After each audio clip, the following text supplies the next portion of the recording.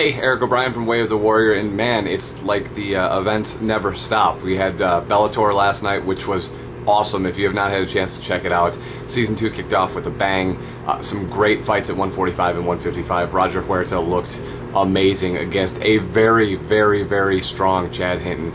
It was a great bout, and I'd love to see more from Chad, and happy to see Roger move on to the next round as Mickey Rourke and crazy Jeremy Shockey. We're also excited about that. But if you're not watching Bellator, there's another one coming up next Thursday. It'll be live from Chicago, and then obviously Strikeforce will be at the 17th of next week, so you can see Dan Henderson knock out Jake Shields and move on with his life. And then Jake will end up in the UFC, and we'll go from there. Speaking of the UFC, UFC 112 is taking place on Saturday. Abu Dhabi is where it's going to take place. It'll be the first time the UFC is in Abu Dhabi, the first time that the UFC will be outdoors. It's crazy. Lots of firsts happening this weekend. And the card will not disappoint. There's a lot of people on this card that you should check out. Some of them you might be familiar with. Rafael Dos Anjos might be one of them. And obviously the three main bouts, you're certainly well aware of. Renzo Gracie, Matt Hughes. This is a bout that's kind of a grudge match. Renzo is one of the nicest guys. You hear everybody say nothing but nice things about him. He's always happy, but he's a warrior. Don't think anything other than this guy is a warrior. Yes, he smiled when Sakuraba broke his arm and asked politely to the judge if he could continue fighting, but that's because he's a warrior, not necessarily because he is just a nice guy and wanted to finish the fight. This fight, though, obviously carries some ramifications since Hughes last was in the ring against another Gracie, being Royce Gracie, and finished him in dominating fashion. I don't think he's going to finish Renzo. I think Renzo's scrappier, tougher, and has been fighting consistently more than Royce was leading up to Royce's bout with Matt Hughes. But this could go one of two ways. Obviously, it can go one of two ways. That's kind of how fights go. But what I mean is this could be a Hughes replay of a George St. Pierre Dan Hardy sort of match where he just takes him down and grinds out the win. Or if they stand and trade and it gets to the ground on Renzo's behalf, obviously Renzo can end the fight using his brilliant jiu-jitsu. Me personally, I'd love to see Renzo win. I think at 42, 43 years old, he looks great. He's been fighting a lot. And I'm glad to see him in the UFC. I'd like to see him stay there, and I don't think it hurts Matt Hughes at all to lose to Renzo Gracie.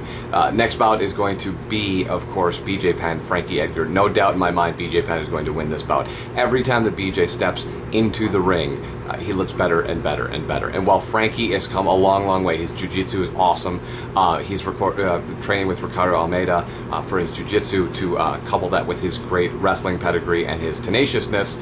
I just think BJ is just on another level than these guys. And while Frankie might be improving in the striking, I think it's a very uphill battle, a tough climb, if you will, to beat a BJ Penn, and I think BJ's going to win this thing. How he's going to win it, I don't know. It could be a Diego Sanchez sort of thing where he just kind of goes through round by round and just makes him look worse and worse and worse until it's time for him to finish, or he could want to do it decisively. There's not really any bad blood between these two guys. BJ's certainly taking him seriously, but it's up to BJ really how he sets the tempo, much like it's up to Anderson how he's going to set the tempo, and he takes on Damian Maia. Now Damian Maia has jiu-jitsu on a ridiculous scale, much like BJ Penn, just some ridiculously sick submission skills on the ground.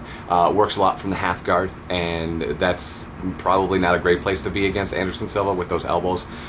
So again, I don't know how you beat Anderson Silva, especially with a guy whose specialty is Brazilian Jiu-Jitsu. That said, if you can get it to the ground and weather the storm of Anderson throwing elbows and punches and knees and all of that stuff, and get it to the ground and get into a position to submit him, that may happen. But what people always forget is that Anderson Silva is a Brazilian Jiu-Jitsu black belt as well, so he's really no slouch to being subbed or attempted to be submitted. Anderson Silva, I think, is going to walk away with this one. The interesting story going on in the background is Anderson talks a lot, obviously. He likes to have plans, and one of his plans was to go to heavyweight. Well, he's kind of nixed that idea and now is toying with the idea of going back down to 170. He held a championship at Shudo, I should say, at 167 pounds, and now is toying with the idea of going against George St. Pierre, which I think all of us can agree is a super fight we'd like to check out. But He hasn't done that cut in a while, so he'd like a tune-up fight before he does that. So if he's going to fight George St. Pierre, it'll be fight number 2 at 170 pounds. You can get all this info on our website at wayofthewarriorshow.com and catch the show Friday nights at 6 o'clock. Plus, I want to remind you, if you are a collector of any sort, the crew at Jack's Pacific has hooked us up with these crazy things over here. They're really not all that crazy, but they're cool. So we're going to be giving these away. If you want in on it, just hit us up on the Twitter. It's at Wow Show, and say, hey, hook me up with some Jack's Pacific action figures, and I will get them in the mail to you. Kind of a first come, first serve sort of deal, though.